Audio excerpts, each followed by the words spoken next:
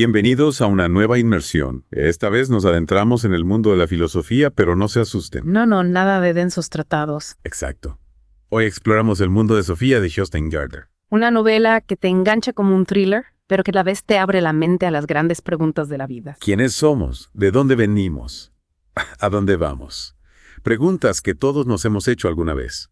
Y este libro nos ayuda a explorarlas de una forma accesible y entretenida. A través de los ojos de Sofía, una adolescente normal que un día empieza a recibir cartas misteriosas. Y esas cartas la introducen al fascinante mundo de la filosofía. Es como si nosotros mismos recibiéramos ese curso por correspondencia. Y lo mejor es que no necesitas ser un experto para disfrutarlo. Si alguna vez te has preguntado por el sentido de la vida, por tu lugar en el universo. Este libro es para ti. Empezamos con una pregunta sencilla pero poderosa. ¿Quién eres? Una pregunta que nos lleva a un viaje de autodescubrimiento. Y que nos conecta con esa curiosidad innata que todos tenemos desde niños. ¿Recuerdas cuando eras pequeño y te hacías preguntas sobre todo? ¿Por qué el cielo es azul? ¿De dónde vienen los bebés? Esa fascinación por el mundo es el punto de partida de la filosofía. El libro nos lleva desde el principio, desde las primeras explicaciones que los humanos dieron al mundo. Los mitos. Los dioses griegos, las leyendas nórdicas, Historias que intentaban dar sentido a lo desconocido, como la historia de Thor, el dios del trueno. que con su martillo controlaba las tormentas. Imagínate, Pero luego llegaron los filósofos de la naturaleza que dijeron, un momento, a lo mejor hay una explicación más lógica. y empezaron a buscar respuestas en la razón, en la observación del mundo. Y ahí aparecen figuras como Parménides, Un filósofo griego que creía que el cambio era una ilusión. que todo era uno y permanente. Una idea un poco difícil de comprender, ¿verdad? Sí, porque vivimos en un mundo donde todo está en constante cambio. Pero piensa en esto. No hay algo en nosotros que busca esa permanencia. Esa sensación de que hay algo que no cambia, algo que permanece a pesar del paso del tiempo. Es una búsqueda que está presente en muchas culturas y filosofías. Pero luego tenemos a Heráclito, Otro filósofo griego que decía justo lo contrario. que el cambio era lo único constante, Su frase más famosa es: nadie se baña 2 veces en el mismo río. porque el río fluye, cambia constantemente. Pero también. Dos ideas opuestas que nos hacen reflexionar sobre la naturaleza de la realidad. ¿Qué es real? ¿Lo que permanece o lo que cambia? Preguntas que siguen vigentes hoy en día. Y hablando de preguntas, llegamos a un personaje clave en la historia de la filosofía. Sócrates. Un filósofo que revolucionó la forma de pensar. Su método era el diálogo, la pregunta, la duda. En lugar de dar respuestas, Sócrates hacía preguntas. Y con esas preguntas desafiaba las ideas preconcebidas, las normas establecidas. Y ahí su famosa frase: solo sé que no sé nada. Una frase que nos invita a la humildad intelectual. A reconocer que siempre hay algo nuevo que aprender. Pero esa actitud crítica le trajo problemas a Sócrates Fue acusado de corromper a la juventud con sus ideas. y condenado a muerte. Imagínate ser condenado a muerte por pensar diferente. Pero su legado fue enorme. Inspiró a muchos otros filósofos, como su discípulo Platón. Platón recogió las ideas de Sócrates y las desarrolló en su propia filosofía. Platón buscaba lo universal, lo que está detrás de las apariencias cambiantes del mundo, Y para explicarlo, usaba metáforas muy interesantes. como la del molde para galletas con forma de caballo. El molde.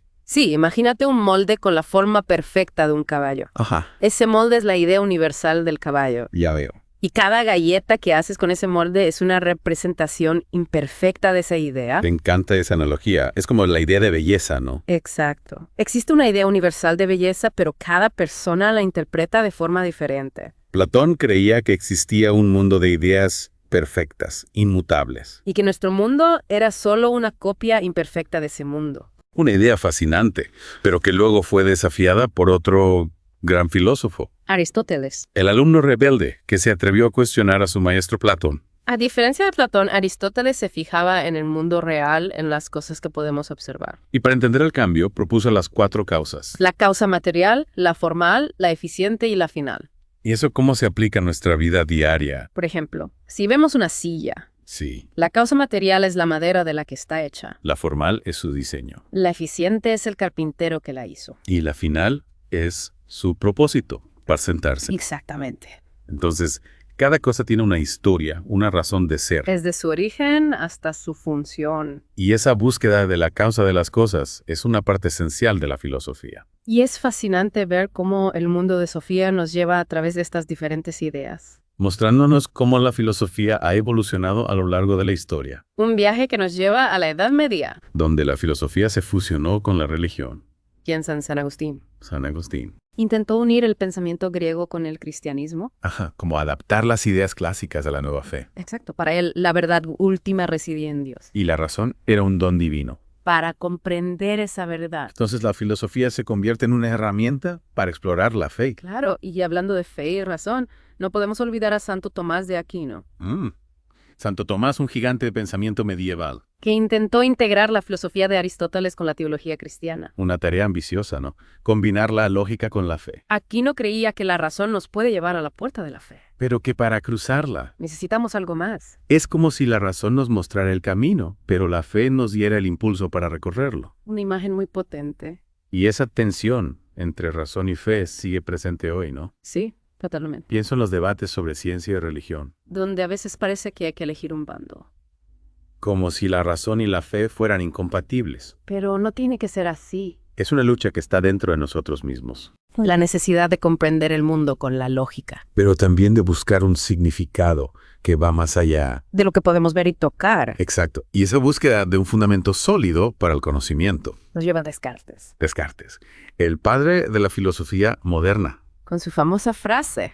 Pienso, luego existo. Todo un clásico. Una frase que ha resonado a través de los siglos. Descartes quería una verdad inquebrantable. Y la encontró en la propia conciencia. Dudar de la propia existencia. Era una prueba de que existía el pensamiento. Si puedo dudar es porque estoy pensando. Y si estoy pensando es porque existo.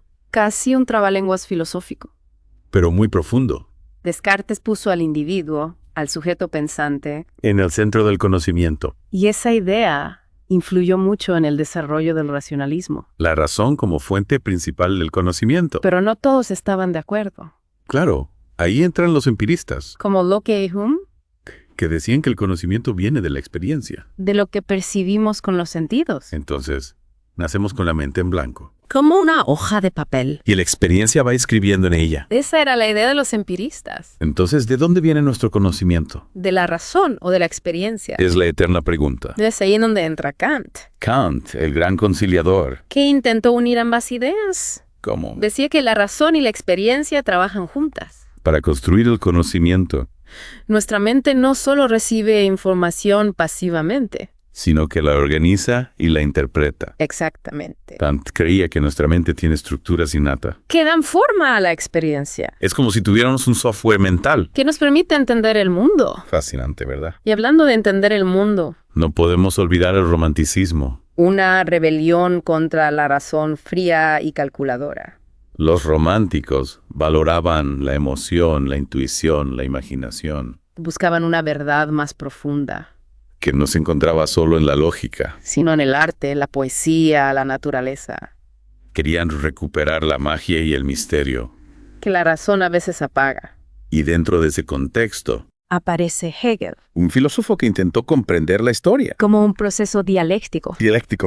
Un movimiento constante de tesis, antítesis y síntesis. ¿Podrías poner un ejemplo? Claro, imagina la evolución de los sistemas políticos. Ajá. Primero tenemos una monarquía, La tesis. luego surge una revolución La antítesis. y de esa lucha nace una república. La síntesis. Y esa república a su vez puede ser la tesis para una nueva antítesis. Y así la historia avanza. Exactamente. La historia no es un camino recto. Sino un proceso de lucha y cambio constante. Hegel creía que ese proceso tenía un fin, Un estado de conciencia absoluta. donde la humanidad se comprendería a sí misma y al mundo. Una idea ambiciosa, sin duda. Y el mundo de Sofía no se queda solo en la historia de la filosofía. Nos lleva a reflexionar sobre preguntas más profundas. El sentido de la vida, el libre albedrío, la naturaleza de la realidad. ¿Recuerda el momento en que Sofía se da cuenta ¿De qué? de que podría ser un personaje ficticio? Una creación de la mente de un autor. Esa escena te deja pensando. Es verdad.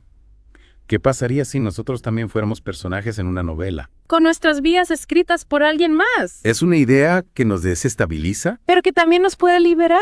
Si nuestra realidad es una construcción, Podemos elegir cómo queremos vivir dentro de esa construcción. y ahí está la magia de El mundo de Sofía. Nos invita a cuestionar, a reflexionar, a construir nuestro propio sentido de la vida. De vuelta a nuestra inmersión en el mundo de Sofía.